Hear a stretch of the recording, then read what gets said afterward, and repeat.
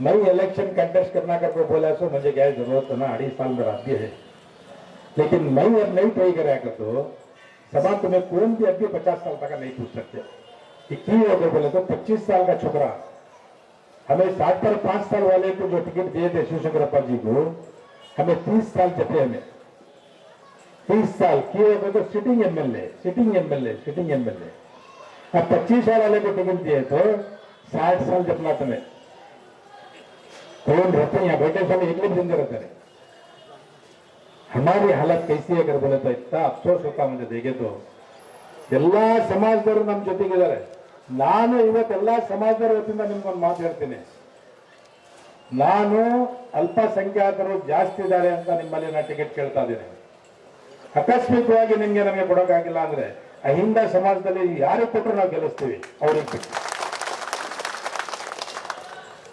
ಯಾರಿಗಾರು ಕೊಡ್ರಿ, ನಾಯಕರಿಗೆ ಕೊಡ್ರಿ, ಲಿಂಗಾಯತರಿಗೆ ಕೊಡ್ರಿ, ವೀರಶೈವರಿಗೆ ಕೊಡ್ರಿ, ಇನ್ಕ್ಲೂಡಿಂಗ್ ಎಸ್ಸಿ ಅವರಿಗೆ ಕೊಡ್ರಿ, ನಾವು ಗೆಲ್ಲಿಸ್ತೀವಿ। ರಿಸರ್ವ್ ಕ್ಷೇತ್ರ ಅಲ್ಲ ಇಲ್ಲ, ನಾವು ಜನರಲ್ ಆಗಿ ಗೆಲ್ಲಿಸ್ತೀವಿ। ಅದು ಏನದು ಕಾಂಟ್ರಾಕ್ಟ್ ಅದು ನಮ್ಮ ಕಡೆಯಿಂದ